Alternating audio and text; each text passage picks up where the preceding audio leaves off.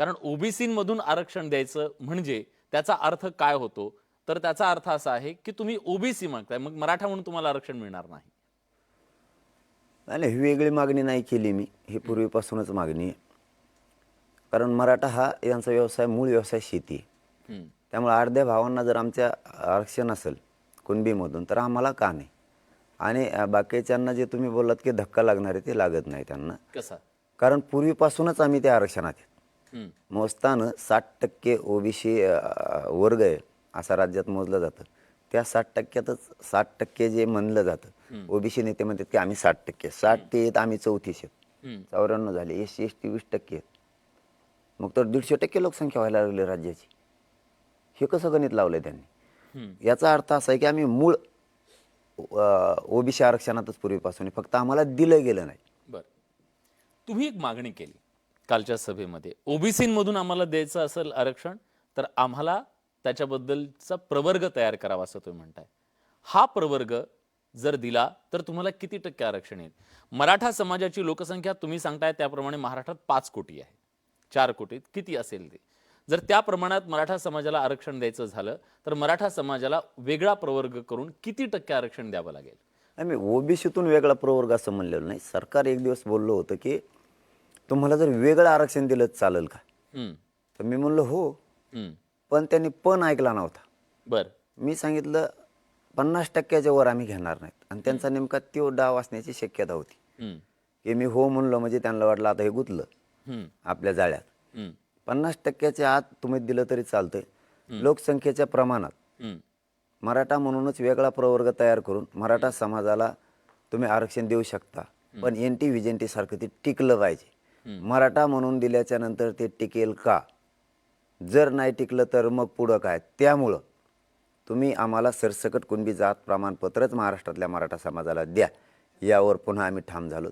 आणि त्यांची इच्छा बहुतेक अशी असावी की आपण वेगळं देईन म्हणल्याच्या नंतर 50%च्या वर जर म्हणलं हा म्हणलेत म्हणजे सगळा विषयही झाला. मी तिथं नाही बोललेलो आहे, कारण माझ्या समाजाला जे अपेक्षित आहे तेच मी बोलणार. मग मुद्दा असा आहे, भटक विमुक्तांना 11% आरक्षण, विशेष मागास वर्गाला 2% आरक्षण, इतर मागास वर्गाला म्हणजे ओबीसीना आता 19% आरक्षण आहे. जर 19% आरक्षणामध्ये मराठा समाजाला जर आरक्षण द्यायचं असं ठरलं, जर त्यांना कुणबी प्रमाणपत्र दिलं तर मराठा समाजाच्या वाट्याला किती टक्के आरक्षण येईल? आणि तेवढ्यावर मराठा समाजाचं समाधान होणार आहे का? कारण 345 जाती आहेत आता ओबीसीमध्ये. मराठा समाज खूप मोठा समाज आहे लोकसंख्येनं. जर मराठा समाज हा ओबीसीमध्ये आला, 19% आला, तर मराठा समाजाला किती टक्के आरक्षण हवंय? सगळं मिळून 32, 19 नाही म्हणता येणार, कारण फक्त वेगळा प्रवर्ग केलाय. मग त्यांचा वेगळा प्रवर्ग आहे ना. बाकीच्याचा वेगळा प्रवर्ग केलाय. कुणबीचा वेगळा प्रवर्ग नाही करता येणार. कुणबी म्हणून त्यातच घ्यायला लागेल. त्याचं कारण असं की मग कुणबी आणि हे सगळे एकच 19 आहेत, मध्ये, एकच 19 आहेत, मध्ये. एकच आहेत दादा. फक्त झालंय असं मोजलं नाही आम्हाला. त्याच्यामध्ये आम्ही आता असं मोजलं नाही. उदाहरणार्थ काही ओबीसी नेत्यांचं म्हणणं आहे मराठा समाज जर ओबीसी आरक्षणात आला तर खाली शिल्लक काहीच राहणार नाही. की हे समजून सांगायला तयार नाहीत. मराठा समाज ओबीसीत आल्याच्या नंतर ओबीसी आरक्षणाला धक्का सुद्धा लागणार नाहीत, हे सामान्य ओबीसीना ते सांगायला तयार. कसं सांगा मला? 19% जर मराठा समाज आला ते सांग तर जे 19% 345 जाती आहेत त्या जातींचं काय? तेच सांगतो मग तुम्हाला. सामान्य ओबीसी बांधव आणि आम्ही गाव लेवलवर एकत्र आहेत आत्ताही. बरोबर. लग्नात, कार्यात, सुखात, दुःखात आम्ही एकमेकासोबत आहेत. त्यांचे 4-5 नेते वर आहेत, ते आमचे 4-5 आहेत. आमचे काय धडाचे नाहीत, हे आमचं फक्त जुळून देत नाहीत. पण आम्ही ग्राउंड लेवलवर एक आहेत. त्यांना वाटतं गोरगरीब मराठ्यांना आरक्षण मिळालं पाहिजे. फक्त जे वरचे नेते ते ओबीसी बांधवांना नीट समजून सांगत नाहीत. मराठा आत आल्यावर कसा धक्का लागणार नाही ते मी सांगतो. ओबीसी बांधवांना आम्ही आत येण्यासाठी ओबीसी नेते सांगतायत 5 कोटी मराठा समाज जर आरक्षणात आला आपलं काय राहत नाही. ते हे समजून सांगत नाहीत की 5 कोटी मराठा आरक्षणात येणार नाही. किती येईल? पूर्वीच विदर्भातला सगळा मराठा समाज हा ओबीसी मध्ये गेला. खानदेशचा सगळा मराठा ओबीसी मध्ये गेला. नाशिकचा महसूल पट्टा शेवगावपासून इंदापूर पर्यंत सगळा ओबीसी आरक्षणात गेला. सगळा. आणि कोकणचा काही भाग म्हणजे पठारचा भाग असणारा सगळा आरक्षणात गेला. राहिलंय कोण खाली? तुम्ही असं का त्यांना समजून सांगत नाहीत? उर्वरित थोडासा महाराष्ट्र आणि फक्त मराठवाडा राहिलाय. 70% मराठे आत गेलेत आरक्षणात. तुम्ही उगा भीती दाखवताय त्या गोरगरीब ओबीसी बांधवांना. 5 कोटी आले आज की आपल्याला काही राहणार नाही आणि मग त्या बांधवाचं काहीच चुकत नाही. त्यांना वाटतं 5 कोटी जर आत आले तर काहीच राहत नाही ना खरं. हे त्यांना समजूनच कोणी सांगत नाही की 70% मराठा आत गेला, आम्ही 30% तुमचं काय केलंय, याचा अर्थ आम्ही तिथंच आहेत.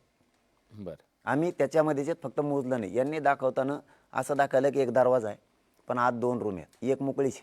हे दाखची सांगते दोन्ही भरल्यात, भरली नाही. तुम्ही दरवाजा उघडा आम्हाला बघू द्या, आत मोकळीची. तुम्ही का आतून कडी उघडायला तयार नाही त्याची. राणे समितीचा अहवाल आला. राणे समितीनं सांगितलं, त्याच्यानंतर सरकारनं सुद्धा फडणवीस सरकारनं आरक्षण दिलं, 12%च्या पुढचं आरक्षण दिलं. लोकसंख्येच्या प्रमाणात आपल्याला हे आरक्षण द्यावं लागतं. जर आता ही लोकसंख्याच मोजली नाहीये तर मराठा समाजाला तुमची ठोस मागणी असेल ना की आम्हाला एवढे टक्के पाहिजे, आम्ही ओबीसी मध्ये येतोय तर आम्हाला एवढं पाहिजे. जर आता वेगवेगळे प्रवर्ग केलेले आहेत, वेगवेगळ्या प्रवर्गाला NT1, NT2, NT3, NTD असे जे वेगवेगळे प्रवर्ग आहेत त्यांना ठरवून दिलेलं आरक्षण आहे. तसं मराठा समाजाचा एखादा कुणबी प्रवर्ग करून दिलं तर किती टक्के आरक्षण तुम्हाला हवंय? नाही नाही, त्याच्यात टक्केवारी पाडायची गरजच नाही आणि वेगळा प्रवर्ग कुणबीचे करायचं नाही. आम्ही आहोत तिथं, फक्त आम्हाला एक शासन निर्णय करायचा आहे की मराठा आणि कुणबी एकच आहे. जसं की 2004चा 1 जून 2004चा जी आहे, मराठा आणि कुणबी एकच असल्याचा आहे. तो कायदा पारित करताना आधार घेतल्याशिवाय केलेला नाही. तो फक्त नवीन सुधारित एक जे आर शासन निर्णय करायचा आहे 2023 मधला की मराठ्यांना कुणबी प्रमाणपत्र द्या, म्हणजे त्याच टक्केवारीत आम्ही आहेत.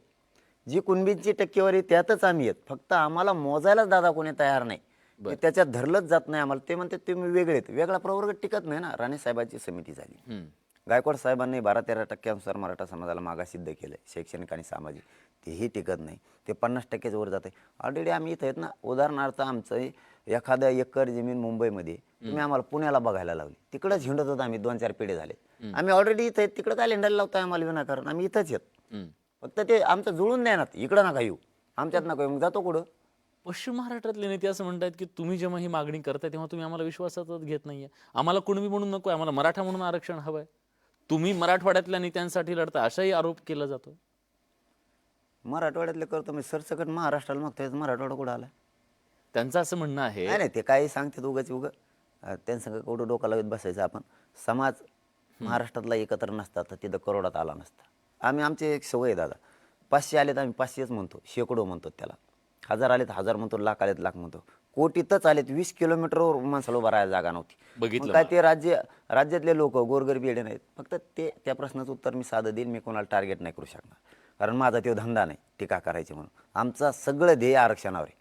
त्यामुळे एकच सल्ला आहे, सल्ला म्हणण्यापेक्षा एक मुलगा म्हणून सांगतो, ज्यांना घ्यायचं ते घ्या, ज्यांना घ्यायचं नाही ते घेऊ नका. त्याच्यात जोर जबरदस्ती नाही आहे. जे गोरगरिबांचे मराठ्यांच्या पोरं त्यांचं कल्याण आहे.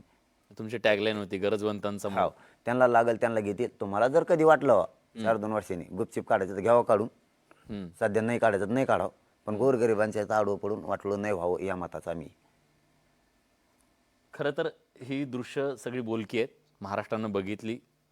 भीती कदाचित अशीच पण असेल, हे सगळे जर ओबीसीमध्ये आले तर आपलं राजकीय आरक्षणाचं काय होईल? कारण आज ओबीसींना राजकीय आरक्षण आहे म्हणून छोट्या गावात, एखाद्या छोट्या गावात समजा छोट्या जातीचे 4 जरी घरं असतील तर त्याचा ग्रामपंचायत सदस्य होऊ शकतो, त्याचा सरपंच होऊ शकतो, पंचायत समिती सदस्य, जिल्हा परिषद, हे स्थानिक स्वराज्य संस्थांमध्ये त्यांना आरक्षण आहे म्हणून ते निवडून जाऊ शकतात. तर मराठा समाज ओबीसीमध्ये आला तर छोट्या जातींच्या राजकीय आरक्षणाचं काय? तसं सांगावं ना मग त्यांनी. तसं असं ते विरोध करायला नाही पाहिजे. मग त्यांनी ते सांगावं ना, ही प्रॉब्लेम आहे, तोडगा काढून. असं काय अनेक प्रॉब्लेम पैकी हा आपण बोलतच नाहीत ना. नुसते आत येऊ नका म्हणजे खालचं घ्या वरचं घ्या. कोणचं घेतो, कोणचं द्या ना, खालचं द्या ना वरचं द्या ना. तुम्ही बोला ना मग तसं. मी विचारला तुम्हाला प्रश्न, तुम्ही सांगा आता काय? नाही नाही नाही, या राजकीय आरक्षणाचं, ओबीसीच्या राजकीय आरक्षणाचं काय? जर मराठा समाज मध्ये आला, मराठा समाजाची मी आकडेवारी तुम्हाला सांगतो. ही आकडेवारी अशी आहे, 1962 ते 2004 या कालावधीत 2430 आमदार झाले. 55% म्हणजे 1336 आमदार हे मराठा समाजाचे. 54% शिक्षण संस्था मराठा समाजाच्या. त्याचबरोबर विद्यापीठाच्या व्यवस्थापनात 60 ते 75% प्रतिनिधित्व मराठा समाजाकडे. राज्यातील 105 साखर कारखान्यांपैकी 86 साखर कारखाने मराठा समाजाकडे. 71.4 सहकारी संस्थांवर मराठा समाजाचं वर्चस्व. 75 ते 90% जमीन मराठा समाजाच्या व्यक्तींकडे. एक सगळी सत्ता आणि आर्थिक सत्ता कुठंतरी श्रीमंतांकडे एकवटली. ही गरीब मराठ्यांची सगळ्यात मोठी अडचण आहे का? त्यांच्यामुळे आमच्या अंगावरचे कपडे फाडले जातात बहुत आम्हाला कपडे फाटू सर लढायची वेळ आहे त्यांच्यामुळे ते जर एकत्र आले ना 2च घंट्यात आरक्षण मिळेल आम्हाला गोरगरीब मराठ्यांना इतक्या उन्हातानात असं बसायची गरज नाही एवढा लढा द्यायची गरज नाही त्यांच्या तर मुळं आम्हाला एवढा त्रास आहे ते जर एकत्र आले तर आमच्या गोरगरीब मराठ्यांचं लेकरांचं आत्ता कल्याण होतं आहे वेळसुद्धा लागत नाही फक्त ते क्लिअर करणं गरजेचं आहे त्यांनी तुम्ही म्हणलात त्याप्रमाणे त्यांनी जर त्यांना अडचण असेल आरक्षणाची ओबीसी नेते कोण असतील त्यांचे सगळ्या बांधवांचे कोण आहे? ते त्यांचं जर त्यांनी स्पष्ट करायला पाहिजे की तो आम्ही ओबीसीमध्ये घ्यायला सामाजिक आणि शैक्षणिक दृष्ट्या तो गरजे आवश्यक आहेत राजकारणामुळे आम्ही विरोध करतोय राजकीय आरक्षणामुळे संवाद साधूयात ना त्याच्यावर आपण काही अडचण नाही परंतु तुम्ही म्हणतच नाहीत पण तुम्ही नाकारणार राजकीय आरक्षण? है ना हे बघा अगोदर आम्हाला तिकडून काही तसा प्रस्तावच नाही ना की आम्ही याच्यामुळे विरोध करतोय त्याच्यामुळं नुसतं आकस व्यक्त करायचा आहे राग व्यक्त करायचा आहे द्वेष व्यक्त करायचा आहे म्हणून आरक्षणात येऊ नका असं म्हणून नाही चालणार ना त्यांनी नाही, त्यांच्या ताटातलं जाणार आहे ना त्यांना भीती त्या गोष्टीची आम्ही जातच उपाशी नाही राहू. नाही राहतच नाहीत ते म्हणतात मराठा समाजाला आरक्षण द्या आमचा विरोध नाही मराठा समाजाला आरक्षण दिलं पाहिजे ओबीसी मधून नको ही मागणी. आम्ही ओबीसीतच आहेत दादा तेच समजून घ्या ना ते ग्राउंड लेवलच्या ओबीसी बांधवांना सगळ्यांना वाटतं ही जी गर्दी आहे ना याच्यामध्ये ओबीसी बांधव सुद्धा आहेत हे पाणी वाटायला सुद्धा तिथं होते धनगर बांधव होते मुस्लिम होते दलित बांधव सुद्धा होते आमच्या सोबत नसते आम्हाला हजारो निवेदन दिलेत आंतरवलीत त्यांनी सोबत नसते तर त्यांनी विहिरीतून पाणी काढलं नसतं बाहेर पाणी पाजण्यासाठी लोकांना कारण आमची लाईट बंद केलेली होती त्यावेळेस आम्ही लोकांना मोटरी सुरू करून सुद्धा पाणी पाजू शकलो नाहीत मग त्यावेळेस यांनीच पाणी पाजले विरोध असता तर हे काम केलं नसतं मी प्रामाणिक सांगतोय मी का राजकीय नाही माणूस टीका अशी सुद्धा केली जाते तुमच्या विरोधकांकडून तुम्ही वावरताना मराठा आहात आरक्षण मागताना कुणबी आहात मी त्यांचं नाव घेणार नाही त्यांच्याबद्दल बोलायला नको त्यांनी तुमच्यापर्यंत पोहोचला असेल त्यांनी थेट टीका केलेली आहे की तुम्ही जेव्हा सभेत बोलता तेव्हा मराठा म्हणून बोलता मागणी करता तेव्हा कुणबी म्हणून करता मग तुम्ही आहात कोण? आम्हाला 2 अंग आहेत एक आमचा मूळ व्यवसाय शेती असल्यामुळे आम्ही शेती कसतो देशाला धान्य सुद्धा देतो आणि आम्ही क्षेत्रीय मराठे सुद्धा आहेत आम्ही अन्याय झाल्यावर लढतो सुद्धा कारण शेती कसणारे पण आम्ही आहेत आणि क्षेत्रीय मराठे म्हणून लढणारे सुद्धा आम्हीच आहेत त्यामुळं व्यवसायानुसार जर आरक्षण बाकीला दिलं जाते असा जर ओबीसी प्रवर्ग सांगत असत तर मग आमचा मूळ व्यवसाय शेती आहे आम्ही दोन्ही बाजूनं आमच्या नाण्याच्या 2 बाजू असल्यासारख्या लढणारे पण आम्हीच आहेत अन्यायाविरोधात आणि शेती कसणारे पण आम्हीच. आर्थिकदृष्ट्या मागास असलेल्या लोकांसाठी केंद्र सरकारनं 10% आरक्षण ईडब्ल्यूएसचं दिलं का तर ज्या उच्चवर्णीय जाती आहेत त्या जाती सुद्धा गरीब आहेत आणि त्यांना सुद्धा आरक्षण मिळालं पाहिजे त्यांच्यावर अन्याय नको म्हणून ईडब्ल्यूएसचं 10% आरक्षण दिलं. मराठा समाजाला ते आरक्षण आपलं का वाटत नाही? त्यात बसतच नाहीत आम्ही का त्याचे काय मी ते इतकं खोल नाही शिरलो दुसऱ्या दिवशी आलो तुमच्याकडे आणखीन एकदा येणारच आहे मी त्या टायमाला सांगन पण त्याच्यामध्ये मराठा समाज बसतच नाही एवढंच घर पाहिजे इतकं जमीन पाहिजे असं काहीतरी आहे त्याचं उत्पन्नाची मर्यादा आहे. हा ते उगलं पुढे येईल बरं दांडगं दिसतंय ते त्यामुळं त्यामुळे ते मराठा समाजाने एकदा मागितलं तुम्ही नाही मागितलेलं देता आम्हाला आम्ही जे मागत नाही ते देत नाहीत आणि तिसरंच देता आमच्या उघड डोक्यावर आम्ही इटा मागतो तुम्ही गोटे ठेवायला लागले बरं तुम्ही मागितलं आणि तुम्हाला आता प्रमाणपत्र दिलं आणि उद्या कोर्टामध्ये काही जण लोक जातील आणि टिकलं नाही मग काय करणार? ओबीसी मधून चॅलेंज होऊ शकत नाही. तुम्हाला मागास मानायला तयार आयोग जे काही आले आतापर्यंत ज्या आयोगाने सांगितलं मागास सुप्रीम कोर्ट मान्यच करायला तयार नाही ना. ते मागास सिद्ध करून आरक्षण दिलेलंच नाही व्यवसायानुसार दिलेलं आहे कारण 1967 जे आरक्षण दिलं त्याला काय निकष लावलेत काहीच नाही डायरेक्ट आरक्षण देऊन टाकलं मंडल कमिशननं 90ला दिलं कोणता निकष लावलाय कोणताच नाही अगोदर त्यांनी मंडल कमिशननं जाती घातल्या त्यानंतर पोट जाती घातल्या कागद नाही फागद नाही काय नाही काय नाही काय नाही आम्हाला कागद समित्या मागास करीव पुढं करीव तरी नाही आम्हाला हे सत्य आहे. बर त्यामुळे ओबीसीच्या आरक्षणाच्या बाबत मागास सिद्ध करण्याची गरज वेगळा प्रवर्ग तयार करायचा असेल तर तुम्हाला त्याची आवश्यकता आहे इथपर्यंत मला माहिती आहे आणि हेच खरं आहे. त्यामुळं सरकारला काय बोलावं काही कळत नाही त्यामध्ये साहेबाला विचारून येतो असे 7-8 मंत्री गेले आणखी माघारीत नाही आले विचारून येतो म्हणले पण 14 मुख्यमंत्री दिले नाही मी मुख्यमंत्र्यावरच बोलायचं असेल नाही तर माझं असं मत आहे की ते त्यांच्यामुळेच आमची पंचायत झाली त्यांनी जर एकवटले असते सगळेच नुसते मुख्यमंत्रीच नाही सगळेच नेते आमचे जर एकवटले असते 2 घंट्यात मिळालं असतं. पण याला दुसरंही उत्तर आहे जर चांगल्या प्रकारे मोजलं आपण म्हणतात ना मराठी सत्ता आहे मराठीची सत्ता आहे राज्यावर मराठी सत्ता आहे ओबीसी बांधवांची 3 ते 4 वर्ष जास्त भरती एकूण स्वातंत्र्य मिळाल्यापासून आम्ही कुठं म्हणलो मग तुमची बी सत्ता होती आम्हाला कम नाही दिलं आम्ही तुमच्या जात शोधलीच नाही कधीच आम्ही मदत करताना आमच्या बापजाद्यानं सरळ हा माणूस आणि माणुसकी दाखवली किंवा आपला माणूस आहे म्हणून मदत केली मोठं करण्यात कुठं माझा मराठा समाज 70 वर्षात कमी नाही पडला. कोणत्याच पक्षाला म्हणतो मी आणि कोणत्याच नेत्याला. आता उपकार फेडायची वेळ आली थोडीशी. आमचे गोरगरिबांचे लेकर आत्महत्या करून त्यांचे मुर्दे पडायला लागलेत. आता उपकार फेडायची वेळ आली, फेडायला कोण तयार नाही. आरक्षणाला विरोध माझा करायला थेट लागले. सवाल आहे, मराठा समाज हा सत्ताधारी समाज इथला म्हणून ओळखला जातो. आज मराठा समाजावर आरक्षण मागायची वेळ का आली?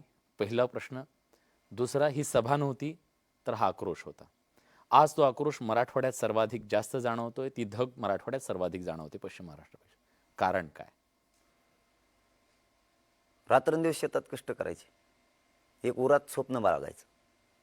माझ्या वाट्याला जे कष्ट आलं ते लेकरांच्या वाट्याला आता नाही आलं पाहिजे, ही सगळ्यांच्या मनातली खदखद ही वर्षानुवर्षाची होती. आणि ज्यावेळेस या आरक्षणामुळे 1% जर हुकला तर आईबापाचं काळीज डायरेक्ट कापल्यासारखं होतं. त्याला ते वेदना सहन नाही होत. कारण रात्रंदिवस कष्ट केले, आता स्वप्न बघायचे होते सुखाचे, पोरगं नोकरीला लागल, उच्च शिक्षण घेईल. 1% हुकलं ते पोरगंही बधीर होतंय आणि आईबापाला पण काय सुधरत नाही.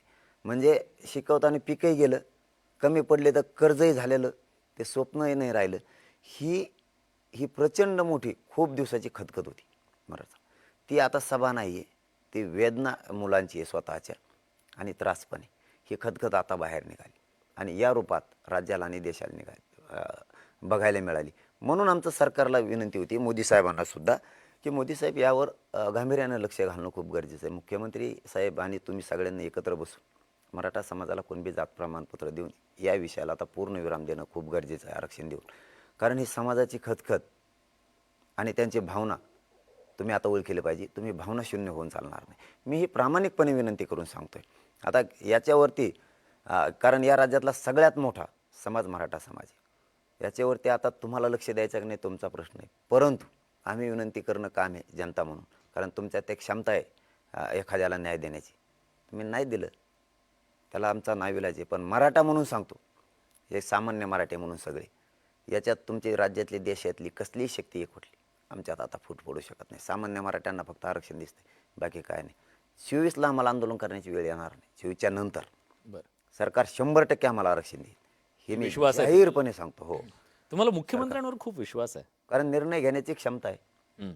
आणि या शब्दाला त्यांनी मराठा समाजाच्या मनामनात आहे की शिंदे साहेबच मराठा समाजाला आरक्षण देऊ शकते, निर्णय घेण्याची क्षमता आहे. म्हणून त्यांनी आता या शब्दाला खरं भरलं पाहिजे. मराठ्यांच्या मनातल्या शब्दाला खरं भरणं गरजेचं आहे.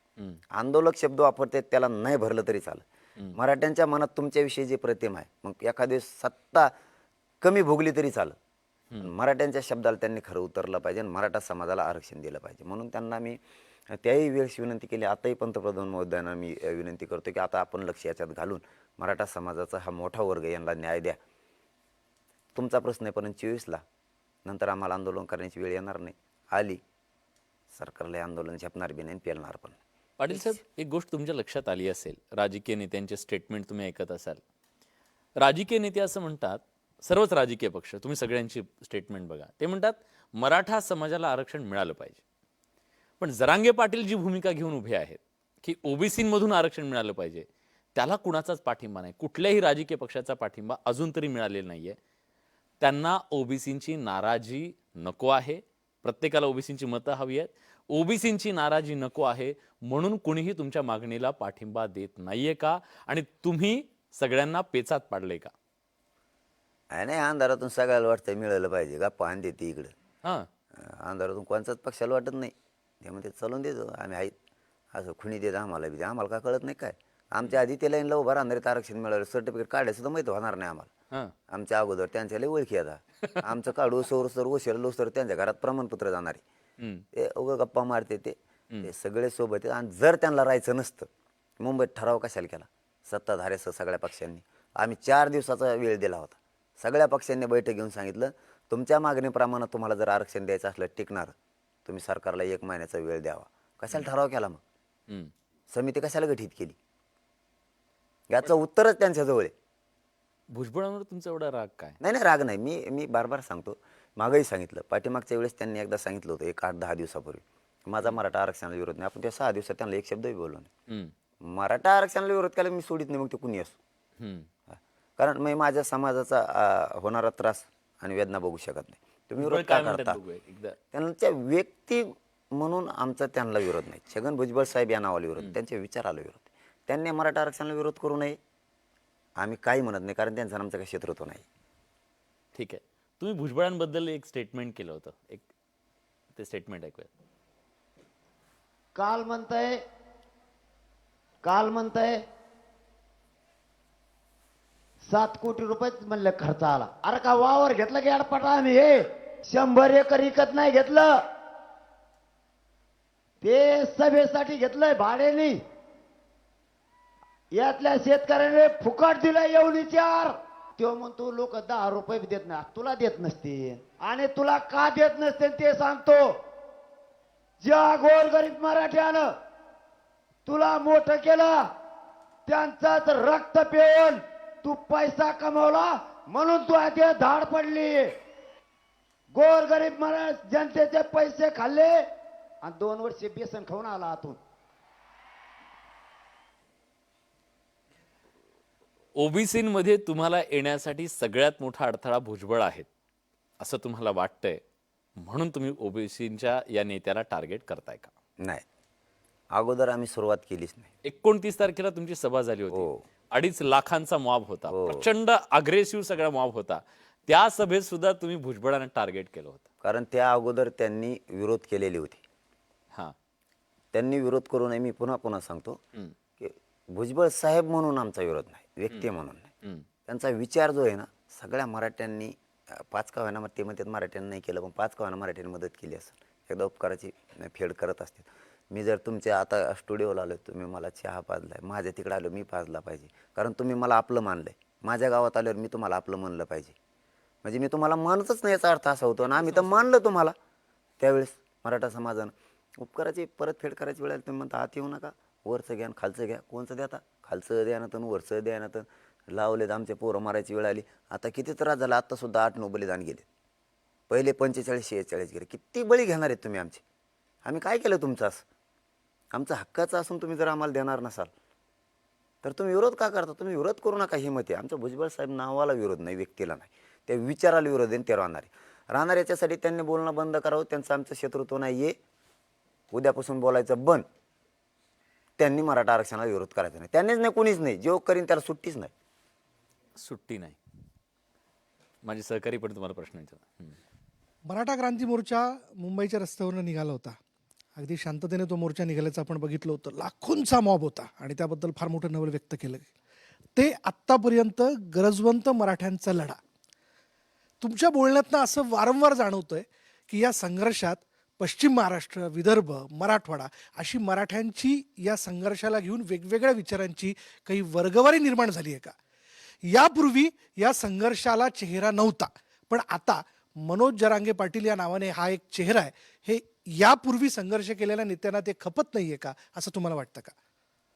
नाही, काहीच खपत नाही. आतून त्यांना लय वाटतंय. पण हे तेवढंच सत्य आहे की मराठा समाज एकवटला. नेतृत्व म्हणून मी कधीच मान्य करणार नाही. मी त्यांचा मुलगा आहे, कारण मी आईबाप मानलंय समाजाला. न्याय मिळतोय, मिळणार आहे हे त्यांना आतून माहिती. ते कशाच्या कारणाने मीडियात बोलतात हे मला कळलं नाही आणखीन, कारण ते मला डाव येत नाहीत. बघा, त्यांना डाव येतात म्हणतात. त्यांच्यात मातंबर ते असते जणून बरेच 2-4 फळ्या असतात. ते मला कळत नाही जास्त. काहीतरी आहे, ते जाणून बुजून म्हणत नाहीत. त्यांचं जास्त लक्ष इकडेच आहे, हेच मिळावं म्हणून. पण ते उघडपणे येऊन बोलत पण नाहीत ना. त्यांचं काहीतरी आहे गोंधळ. त्यांना मराठा क्रांती मोर्चापैकी काही समन्वयक तुम्हाला येऊन भेटले, त्यांनी पाठिंबा व्यक्त केला, त्यांनी असं म्हटलं मनोज भाऊ फार तुम्ही छान करताय, आम्ही तुमच्या सोबत आहोत, असं काही झालं का? सगळेच आंतरवलीत आलते ना, सगळे चेहरे तुम्ही दाखिले आहेत. त्यातलं कोण नव्हतं, सगळेचे सगळे आले. त्याचा अर्थच ते होतो. होऊन दे आता. पण मनोज भाऊ असं काही झालंय का की सधन मराठा वर्ग, गरीब मराठा वर्ग अशी काही वर्गवारी याच्यात दिसून येते का विचारांची तुम्हाला? नाही, मोठे बी आहेत त्याच्यात, पण जास्त 95% सामान्य मराठा आंदोलनात. म्हणून तर त्यांना सांज सापडा नाही आमच्यात फूट पाडायची. नसतं त्यांना मग ते बस म्हणलं बसतेत, उठ म्हणलं उठेव असे लागतात. आता आम्ही ऐकत नाहीत ना. आमचं धोरण फक्त एकच ध्येय, आरक्षण. कारण ते लागतं आमच्या लेकराला. उठ बस म्हणणाऱ्याचे ध्येय वेगळे असू शकतात, ते मला माहीत नाही. परंतु सामान्य मराठ्याचे ध्येय एकच आहे, आरक्षण. त्यामुळे ते फूट पाडायला गेलं ना, ते आता मी सांगत नाही तुम्हाला, इतका बेकार शब्द बोलत आहे. कारण ते सामान्य, त्याला आरक्षणाशिवाय दिसत नाही. माघारीच फिरतोय आल्याला. पण नाही, खूप महत्वाचं एक आहे की गेल्या काही दशकामध्ये अशी परिस्थिती निर्माण झाली की आज मराठा समाजाचे जे काही प्रश्न निर्माण झाले आहेत, जी अस्वस्थता आहे मराठा समाजाच्या तरुणांच्या मनात, त्याचं उत्तर एकमेव आरक्षण आहे. हो, आरक्षणाचे सगळे प्रश्न सुटणार आहेत. नाही सुटणार. मग आमच्या टायमालाच प्रश्न सुटायचं उत्तर आहे होय पाहिजे होय यांना. हा. त्यांचे काय सगळे सुटले का? जे त्यांचं होईन ते आमचं होईन ना, द्या. हम्म. आम्ही काय कायदा सोडून बोलत नाही, फक्त भाषात बदल आहे. मराठवाड्याची भाषा आहे, हम्म. त्या भाषेत बदल पण कायदा धरून चालले ना. हम्म. आता मला शुद्ध येत नाही, त्याला मी काय करू? काय गरज आहे मग यायला ते पाहिजे? त्यांना कळत नाही ना, त्याला आम्ही काय करावं?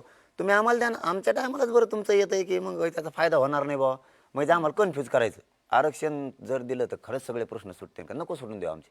हम्म. उगा काही शोधून आणते ते, काय डोकं लावते त्यांचा पण ही भरोसाच नाही. वस्तुस्थिती आहे की आता सरकारी नोकऱ्याच राहिलेल्या नाहीयेत. सरकारी नोकऱ्याच राहिलेल्या नाहीयेत. दुसऱ्या बाजूला ती सुद्धा लढाई लढावी लागेल ना आपल्याला. त्यांचं होईन ते आमचं होईन ना. हा. आमचं हेच म्हणणं आहे सरला. आमच्या टायमाला लगेच आम्हाला कन्फ्यूज करायचं, आरक्षण प्रश्न सुटणार नाहीत, नोकऱ्या आता त्या खाजगी झाल्यात. हो दे ना, त्यांचं जे होईन ते आमचं होईन, द्या आम्हाला. आमचं आहे ते दे, आमचं घर आहे ना ते. पण नाही, माझा प्रश्न थोडा वेगळा आहे की केवळ आरक्षणाने हे सगळं सुटणार नाही, तर वेगळ्या सुद्धा गोष्टी ह्या मराठा समाजाच्या तरुणांच्या विकासासाठी, त्यांच्या मनातल्या अस्वस्थतेवर आणखी काही उपाय शोधावे लागतील का?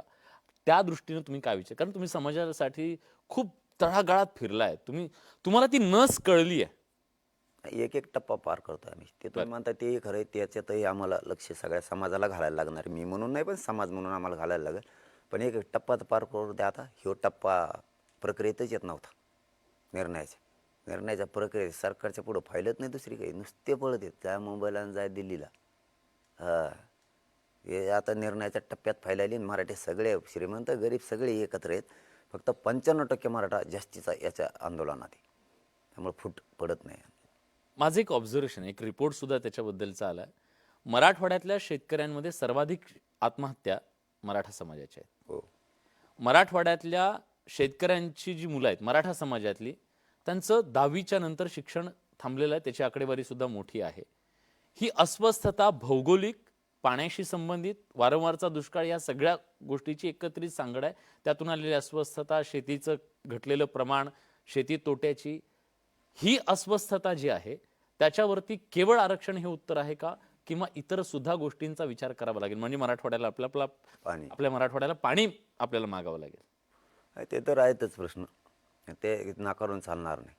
परंतु शेतीला जोड जे म्हणतो आपण, जितकं जीवन जगताना पाणी गरजेचं आहे, तितकंच आरक्षणसुद्धा गरजेचं आहे. कारण एक तर सततचा दुष्काळ मराठवाड्यातच आहेच, पण पश्चिम महाराष्ट्रातल्या सुद्धा काही भागात खूप दुष्काळ पडतो. विदर्भातल्या काही भागात खूप दुष्काळ पडतो. ह्याच्यात शेती व्यवसाय असल्यामुळं निसर्ग साथ देत नाही. इकडून मुलं शिकलेले असताना सुशिक्षित बेकारी जगतात, या नैराश्यातून ते आत्महत्या होतात. परंतु आम्ही जाहीरपणानं रोज आव्हान करतो, जे सरकारने केलं पाहिजे, आत्महत्या तुम्ही करू नका. मार्ग निघणार आहे, मार्ग निघाल. आत्महत्या करून आपला मार्ग निघणार नाही. आणि उद्रेकाचे आंदोलनही करू नका, हे सुद्धा आम्ही सातत्यानं त्यांना सांगतो. हे काम सरकारचं असतानाही आम्ही एक समाज किंवा या राज्याचे नागरिक म्हणून आम्ही दर दिवस कार्यक्रमाच्या माध्यमातून करतो आहे. दादा, हे खरं आहे की समाजाच्या आत्महत्या झाल्यामुळे त्यांचे लेकरं आता शिक्षणापासून वंचित राहिले. या बळीला कारणीभूत फक्त सरकार आहे. इथून मागचे सगळे आत्तापर्यंतचे सगळे सरकार आहेत. आमचे मुडदे पडण्याचं कारण शेतकरी वर्ग असो किंवा मराठा समाजाचा आरक्षणाचा विषय असो, किती बळी आणखीन यांना घ्यायचे हे मात्र प्रश्नाचं उत्तर आणखीन मिळत नाही. पण आताच तरी किमान त्यांनी गांभीर्याने घ्यावं, ही विनंतीपूर्वक मी लोकमतच्या माध्यमातून राज्य आणि केंद्र सरकारला सांगतो की आता तरी तुम्ही गांभीर्याने घ्या. कारण का हा करोडोचा समाज आहे, याची वेदना लक्षात घेऊन, याचं गांभीर्य लक्षात घेऊन तुम्ही आता आरक्षण हा विषय मराठा समाजाला देऊन संपवा. असता जर 24च्या नंतर आंदोलन झालं, तुम्हाला ते शांततेत राहणार आहे. हे शांततेचं युद्ध तुम्हाला हाताळताना पेलणार बी नाही, झेपणार बी नाही. आता हे शब्द मात्र मी तुम्हाला फायनल सांगतो. बाकीचं दिशा ही 22ला आम्ही स्पष्ट सांगणार आहे, कारण पाठीत फाटीत आम्ही असं खंजीर खोपशीत नसतो. 22ला आम्ही जाहीर दिशा ठरवणार आहेत. पण आजचा एक शब्द आम्ही मात्र ही आता राज्य आणि केंद्र सरकारला दिला आहे, हे शांततेचं युद्ध थांबवताना तुम्हाला पेलणार बी नाही, झेपणार सुद्धा नाही. तुम्ही बोलताना असं म्हटलं होतात की बांधवांनो, आपल्यामध्ये फूट पाडण्याचा प्रयत्न केला जाऊ शकतो, तर ही अशी भीती नेमकी तुम्हाला का होती? आम्ही शांततेत बसलेलं असताना ताई विनाकारण आमच्यावर हल्ला झाला. आमच्या आई बहिणीचे इतके डोके फोडलेत की 4 महिन्याच्या लेकराच्या अंगावर आईचं डोकं फुटलेलं रक्त पडत होतं. ते बघताना क्षण कोणीच बघू शकत नव्हतं या राज्यात. तरी आई उठायला तयार नव्हती. जिला 22-34 असे टाके पडलेत. एका पोराच्या पोटात 35 गोळ्या आहेत आत्ताही. आपल्यात लीलावतीमध्ये त्याचं ऑपरेशन नाही होऊ शकलं, इतक्या आरपार त्या गेल्या. 9 वर्षाच्या मुलीच्या पायात गोळी शिरली तर पलीकडून निघाली.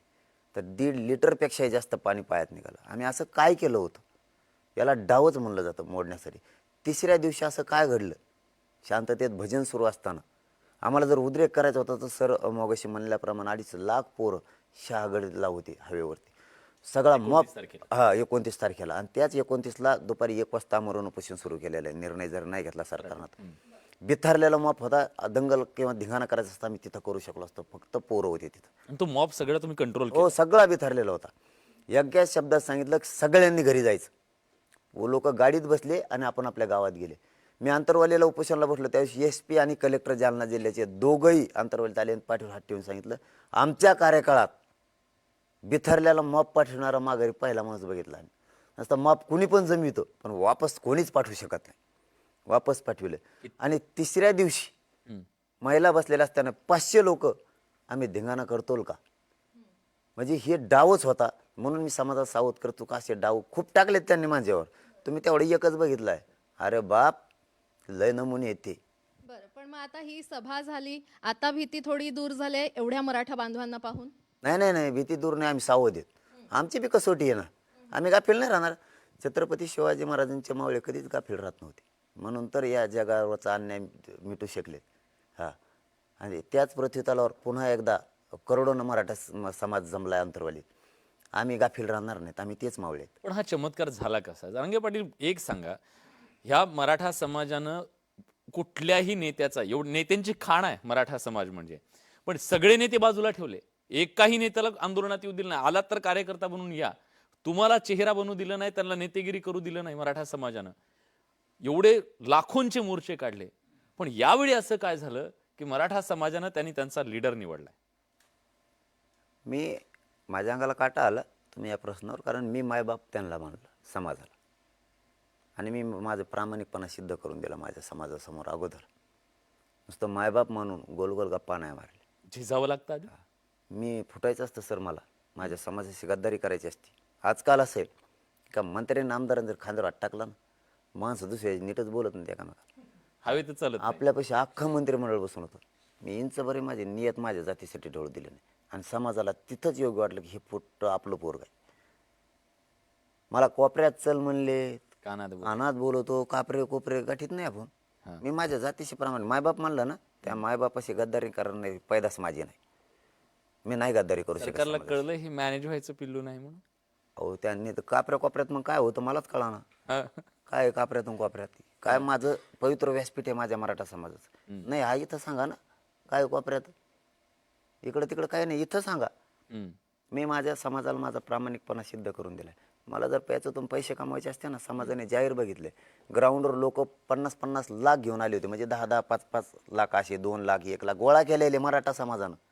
नुसती गुन्हे असे ठेवायचं काम होतं. बंडलं त्यात टाकले असते, गुन्हे बांधायची घरी नेऊन टाकायचे, आंदोलन संपलं नुसतं नोटाच खायचे. हे बंडलं ज्या माणसाकडे येत होते त्या माणसाची आर्थिक परिस्थिती, आमचे रिपोर्टर आहेत, आमचे प्रतिनिधी आहेत, त्यांनी दाखवलं, तुमचं कुटुंब दाखवलं, घरातली अवस्था दाखवली, वैभव काय होतं त्या भिंतीवरती.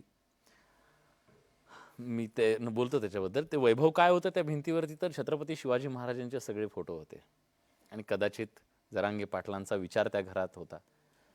घर फाटकं होतं, पण माणसं फाटकी नाही. हा माणूस फाटका नाही. मी वेदना घेतली वेचून समाजाची. खूप झिजावं लागले असं हो, आतून.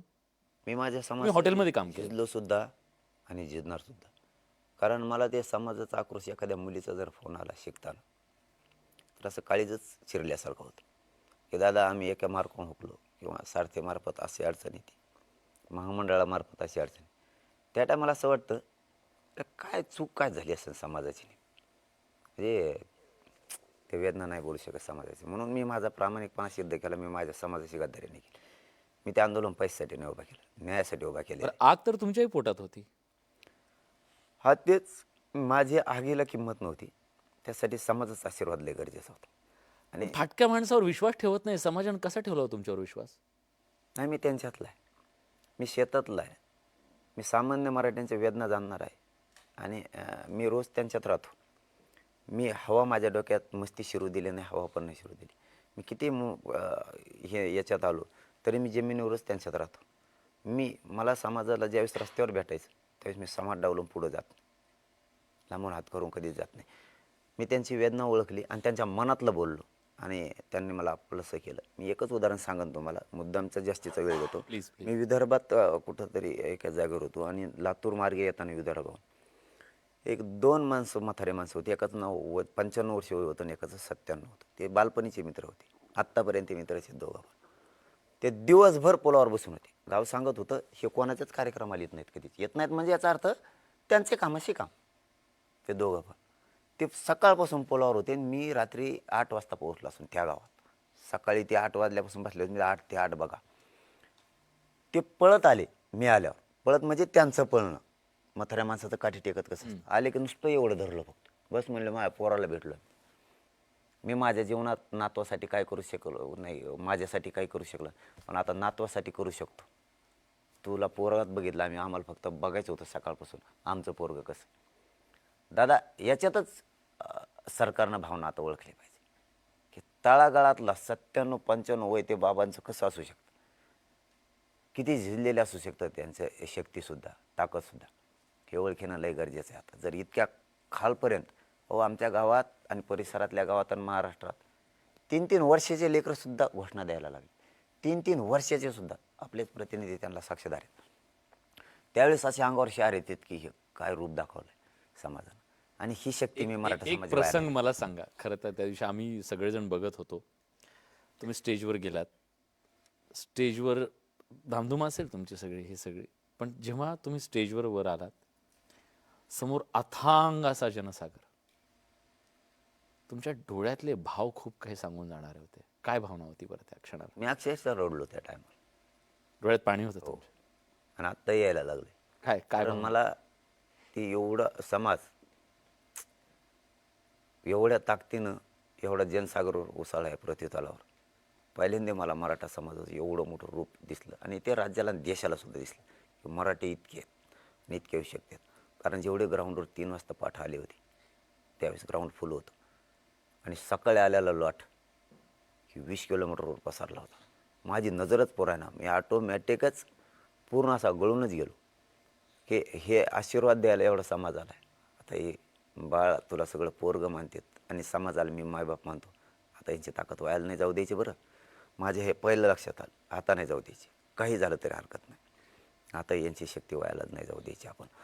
कारण ही वेदना घेऊन आलेत आणि खरंच लेकरं मानलं तर लेकरांनी मायबापाशी गद्दारी आता नाही करायची.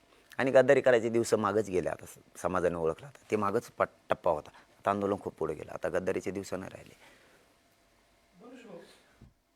एकीकडे तुम्ही या सगळ्या बांधवांना मायबाप म्हणलं. हे मायबाप बघत होते की एक लेकरू उपोषणाला बसलेलं आहे. दिवसावर दिवस मोजला जात होता, प्रत्येकाच्या छातीचे ठोके वाढत होते. पण दुसरीकडे घरातली ती माय होती, ती देखील चिंता करत होती, माझं लेकरू मनोज उपोषणाला बसलंय. त्या सगळ्याच्यात तुमच्या सौभाग्यवती असतील, तुमची मुलं असतील, आई असेल, हे म्हणत असतील की बाबा होईल हे सगळं, पण जरा आवर्त घे. असं कुठं झालं का? मला हा. त्याच्या आधी ती जी माऊली आहे ना, जे समाजानं तर लेकरू मानलं, पण जिने तुम्हाला जन्म दिला ना, त्या माऊलीचं प्रेम बघा, बघा तिचं कौतुक बघा, तिची काळजी आहे, तिच्या चेहऱ्यावर काळजी आहे, कौतुक आहे. ती विचारते कधी जाणार आहे, कधी येणार आहे परत. पायाला भिंगरी लावून हा पोरगा फिरतोय समाजासाठी, याच्यासाठी.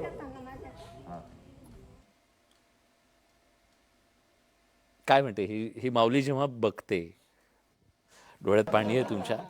मी समजू शकतो की ह्या कुठल्या परिस्थितीतून तुम्ही गेलाय. नाही, मी समाजालाच मायबाप मानलेलं आहे. मी त्यातलं एक उदाहरणसुद्धा सांगतो तुम्हाला. व्यासपीठावर माझं कुटुंब बसलं होतं आत्ता. कारण ज्या समाजाला मायबाप मानलं ना, तिथं येताना तुम्ही मुलगा म्हणून नाही यायचं. ते व्यासपीठ बायकोनं नवरा म्हणून नाही यायचं, मुलांनी बाप म्हणून सुद्धा नाही यायचं. तिथं तुम्ही समाज म्हणून यायचं. कारण माझा समाज खाली वाटला आहे, तुम्हाला व्यासपीठ नाही मिळू शकत. माझा समाज प्रथम आहे. लोकांचं उलटं असू शकतं. अगोदर कुटुंब नंतर समाज. माझ्याकडं समाज अगोदर आहे आणि नंतर कुटुंब. मी कुटुंब माझं खाली उतरेल, कुटुंब वर नाही बसू दिलं. मला महाराष्ट्रातला एकही समाज म्हणू शकत नव्हता की कुटुंब वर बसू देऊ नका. मी नाही माझ्या समाजाशी गद्दारी करू शकत. माझ्या समाजाने त्या दिवशी एवढ्या हालापेष्टा भोगल्या. लाईट बंद केल्यामुळे लोकांना पाणी प्यायला नाही मिळालं. मी ती ताकद नाही व्हायला जाऊ देणार. हा, एक झालं की समाजाचे हाल झाले, गैरसोय झाली, समाज रुसला नाही.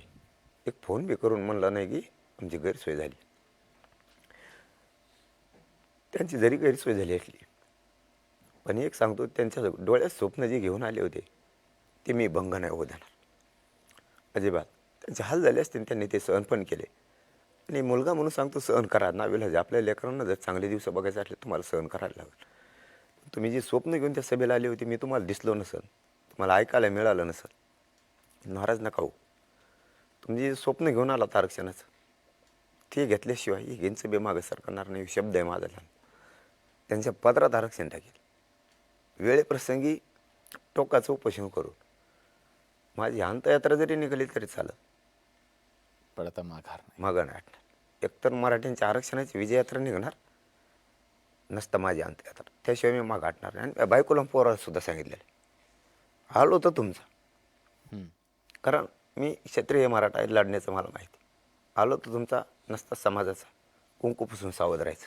तुम्ही असं सांगितलं होतं वहिनींना की त्यांना सगळं ते माहिती आहे पहिल्यापासून. मी माझ्या पट्ट्यात आणि माझ्या तिकडच्या परिसरात माहिती, मी एखादा कागद देत नाही कधीच.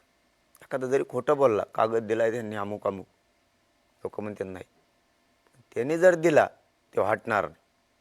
हे माझ्या पट्ट्यात सगळ्याला माहिती आहे ना. आता महाराष्ट्रातल्या सगळ्या मराठ्यांना माहीत झालं, याने का बाबा एकदा प्रशासनाला कागद दिला ते हटत नाही. कारण आपली पहिल्यापासूनची सोय, एखाद्या गोष्टीत जर उतरलो तर मागं सरकत नाही. मी गद्दारी नाही करू शकत माझ्या जातीशी, आणि करणार सुद्धा नाही. हा, मी मरल पण गद्दारी नाही करणार. असतं मला गद्दारी करायची असते तर खूप काही केलं असतं. खूप काही तुम्हाला मिळालं असतं. पण हे सगळं करत असताना कुटुंब दुय्यम ठरतं, तुमचा समाज प्रथम आहे.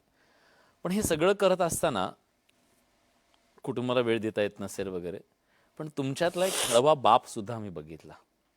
मला वाटतं सभेतले जे दृश्य आहेत, जेव्हा मुलीला चक्कर आली होती आणि तुम्ही तिला कवटाळलं, तिला वारा घालत होतात. तुम्ही बोलला काही नाही, पण तुमच्या त्या प्रत्येक कृतीतून, तुमच्या हावभावातून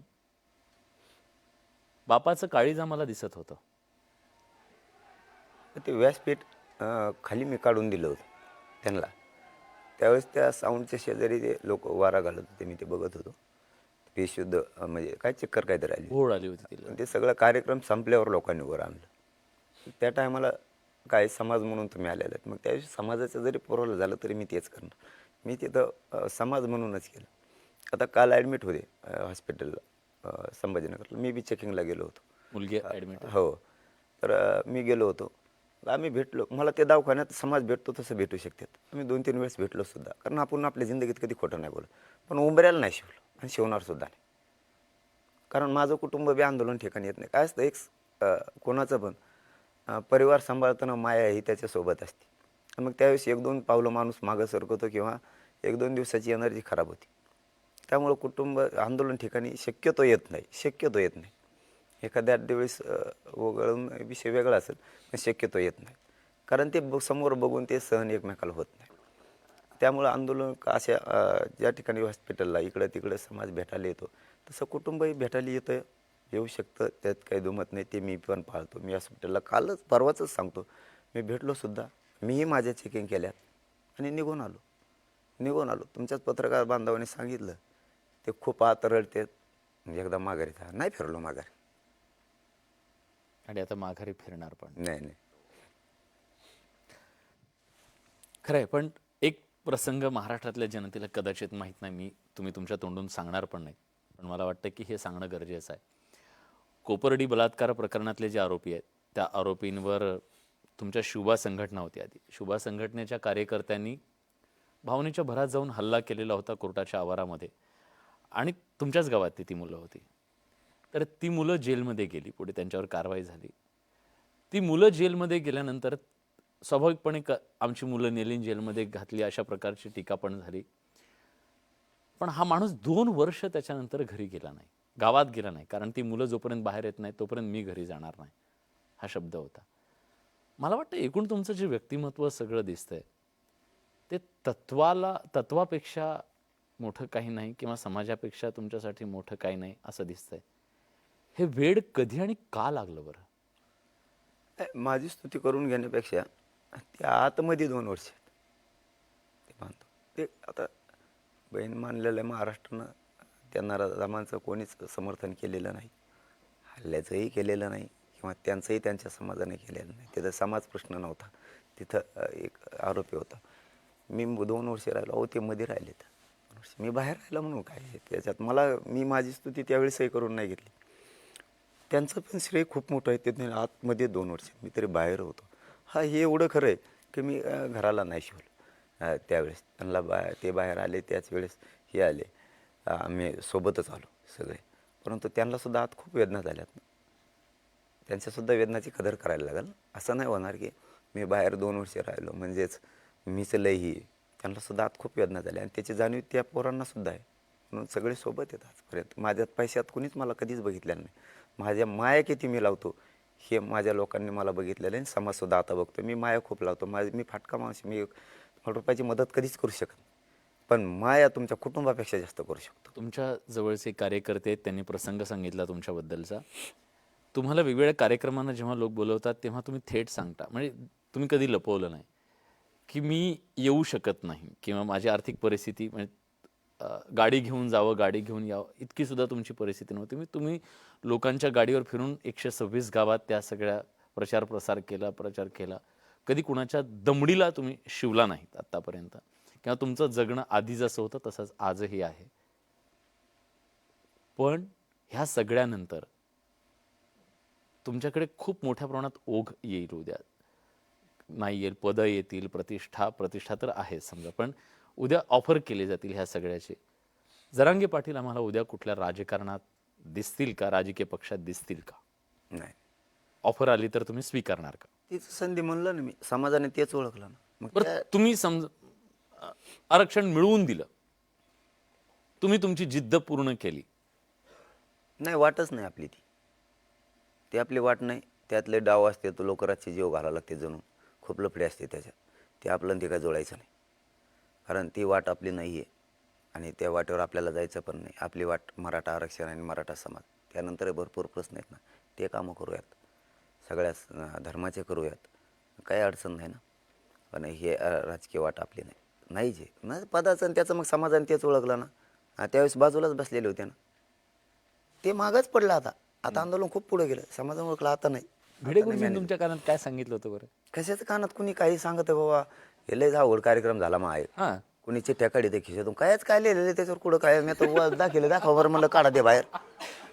काहीच नाही, उगा ते डोकाला येतात. पण मी त्यांच्या पुढे त्यांना वाटलं कच्च्या तालमीतलं काय की मी शेतकऱ्याचं पोरग आहे ना, हां. त्यातल्या त्यात मराठवाड्याचं. आमचा पंगा घेणं एवढं सोपं आहे का? तुम्ही एकदा चिडला होता. ते सेल्फीवाले लोक यायचे, ते येऊन सेल्फी तुमच्या समोर काढून जायचे. ते सगळे रांगा लागलेल्या, सेल्फीलाच रांगा लागलेल्या कितीच्या किती त्या सगळ्या.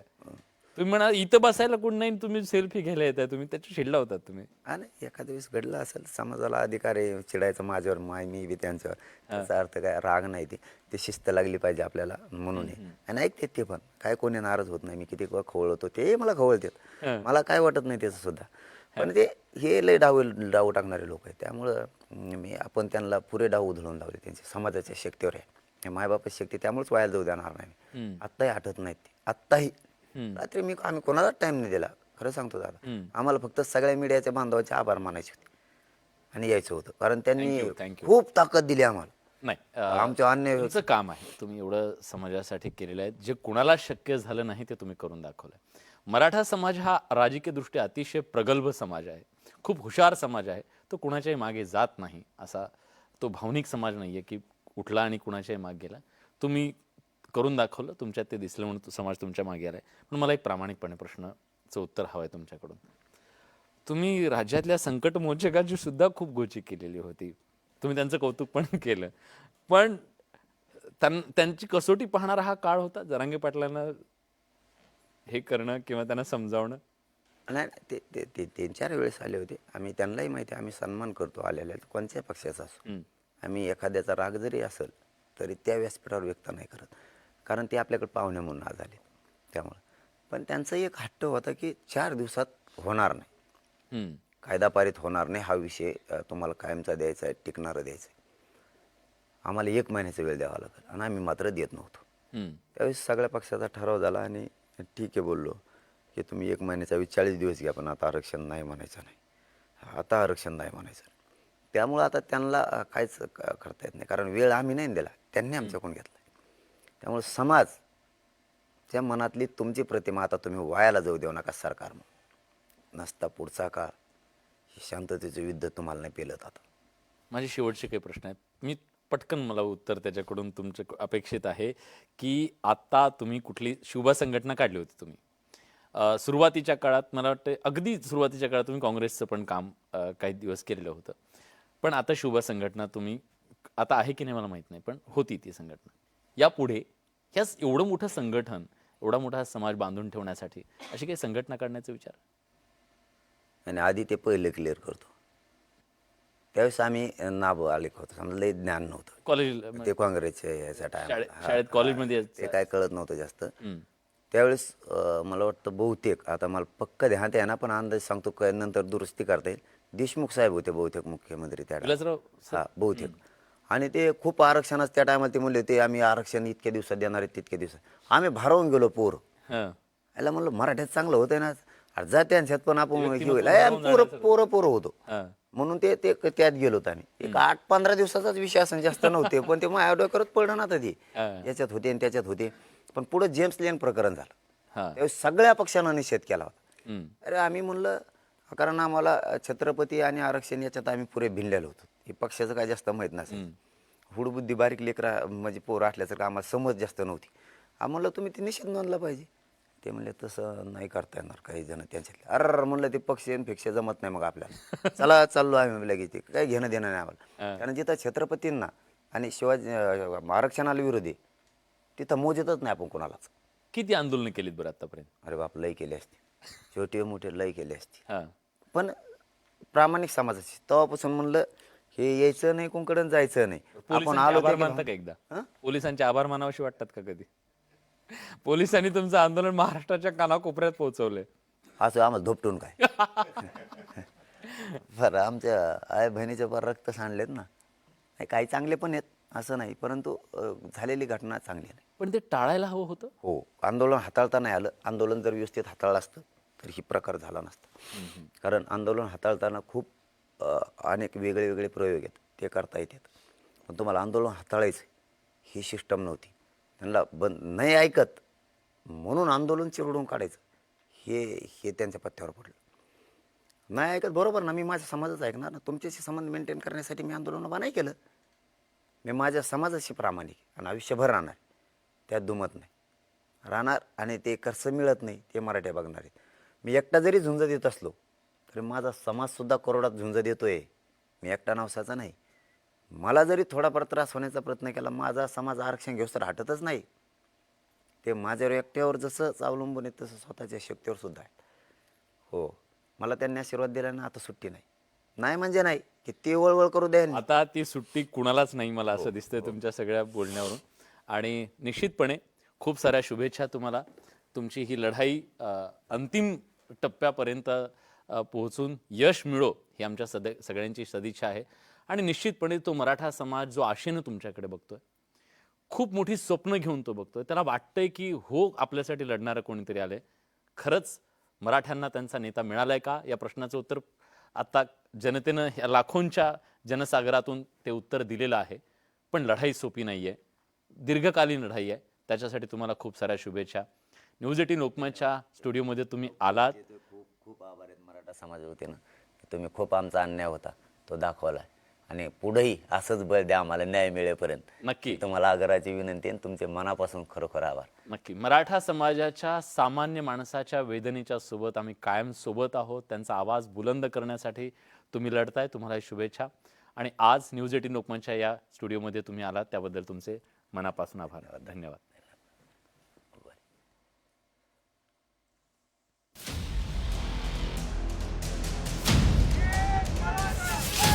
मराठा समाजाच्या पदरात आरक्षण टाकल्याशिवाय हा मनोज जरांगे इंचही माग हटणार नाही, एक इंच.